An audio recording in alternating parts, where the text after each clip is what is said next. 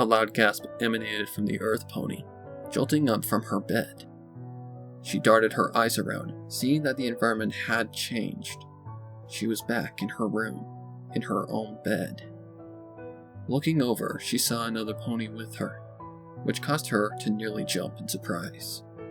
Luckily, it was only Rarity, as she remembered that she was staying over here with her. That feeling had begun to rise again, and Applejack felt like she was suffocating.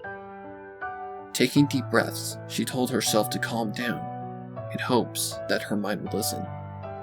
Of course, her thoughts had failed her, and she had begun to cry. She felt guilty for not helping her parents, for being a complete idiot standing there. Rarity had overheard, and had slowly awoken from her sleep. She was a bit annoyed, but after finding out what had awoke her, her feelings quickly changed. Her mare friend was in a fetal position, her long hair in a tangled mess as her bangs covered most of her face. She was vibrating, and was quietly mumbling something that the unicorn could not make out.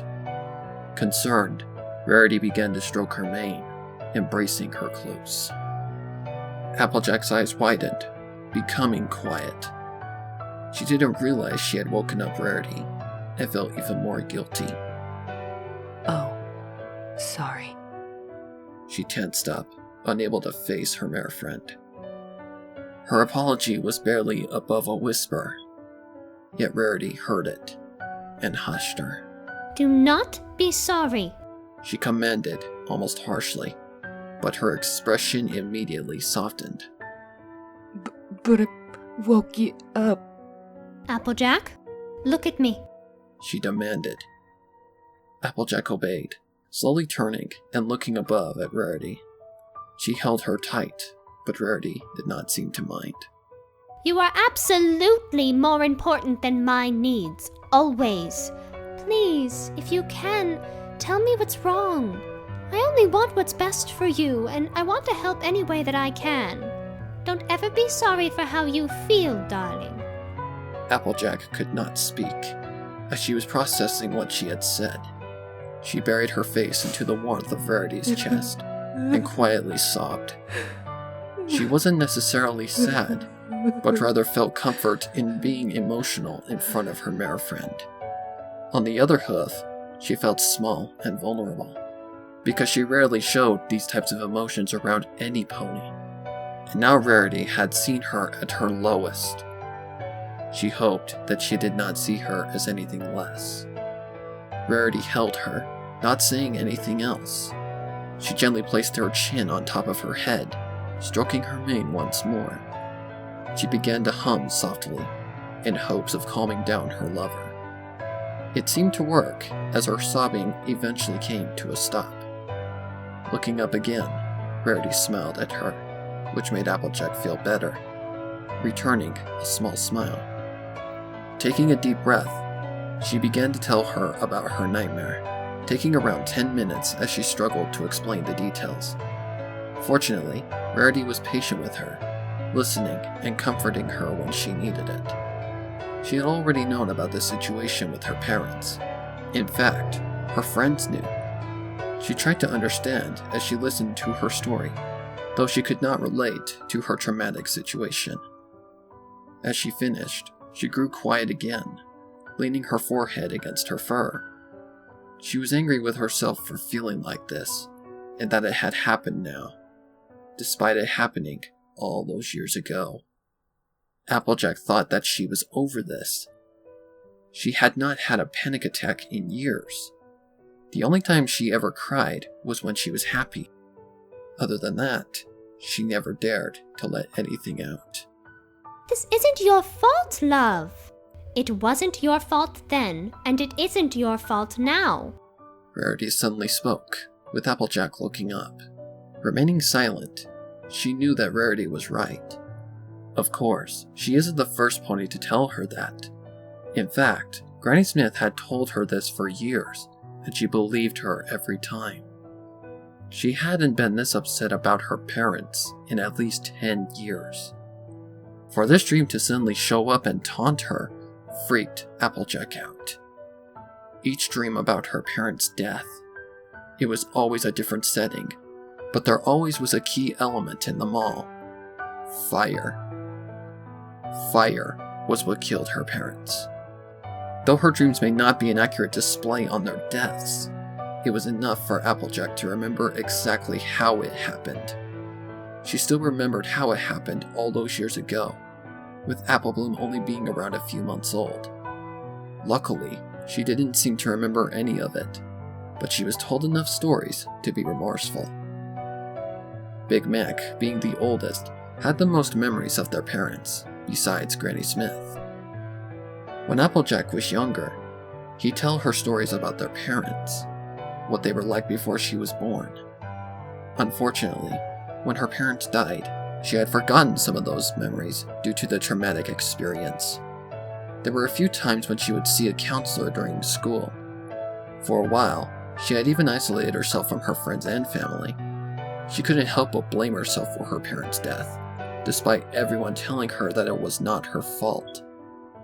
Eventually, she grew out of that, and seemed to have moved on. But every once in a while, those memories would come back to haunt her, and it often ended up badly. Once, it was so bad that she had attempted suicide by hanging herself with some old rope. But luckily, Big Mac was there before she almost did any real damage to herself. She was still hospitalized due to self-harm on her legs, and she regretted everything. But this time, Rarity was there with her, listening and comforting her. If she was not there, she wouldn't know what she would have done by now. What also helped is that she was patient with her, when sometimes other ponies did not even have the time to spare. Yet she couldn't help but be sorry. Rarity really wanted to rest earlier. She kept complaining about it when they got to the barn. Applejack could not blame her. She had been working on her order for days now, and barely got enough sleep. Luckily, she had just finished earlier today, and Applejack suggested that they go out and celebrate. Now here they were, with Applejack a wet mess, and a sweet and caring mare friend with her. She felt it, as her mare friend lightly stroked at her back and kissed her forehead. You are brave, my dear. You've come so far, and I'm proud of you. Your friends and family are proud as well. And I know for a fact that your parents are proud of you too. Still not able to speak, her stomach grew fuzzy inside, and a light blush crept on her face. Usually she'd try to hide the fact that her cheeks were pink, but instead, she let it be. You are still recovering, and sometimes your feelings will get the best of you, but it's all a part of recovery. You are not considered weak for feeling this way. Never. It's natural, and you should never hold them in. It's simply unhealthy. And if you can, try and talk to me or any pony about this. We all care about you, Applejack, and we only want what's best for you. We want to help you heal. Applejack now had a warm feeling inside. A smile formed, and her happy tears rolled down her cheeks. She felt so lucky to have some pony like Rarity, who wasn't in the slightest upset with her. Instead, she wanted to help her with her problems, no matter how bad they seemed. Wiping her tears away, she lightly kissed around her white chest, causing Rarity to giggle. She reached up to head level with her, leaning in slowly, and her mare friend closed the gap. It felt good to let out all of her feelings, and to have a mare friend with her to love and care. Rarity moved her hoof to move away the blonde bangs hanging in Applejack's face, kissing her forehead in the process. As she led a trail of kisses down to her nose, she noticed that her beloved was comfortable and happy, which made her happy. I love you. So much y'all don't even know. Applejack started, bringing her hoof to gently caress Rarity's cheek. Rarity giggled at that, and placed her hoof on top of Applejack's, leaning in as much to where their noses touched. I think I have an idea on how much you love me. But do you know how much I love you? Rarity smiled, then formed a devilish grin. With that, she began to peck her cheeks, aiming for each freckle on both sides of Applejack's face, although it was hard to tell where they were, since Applejack's cheeks had turned red. Her laughter gradually became louder as Rarity's kisses tickled her neck. In fear of waking up her family members, she tried to keep her volume to a minimum. Feeling better, I presume? Rarity asked, after she stopped her kissing fest, receiving an eye roll from Applejack. Yeah, I'd say so.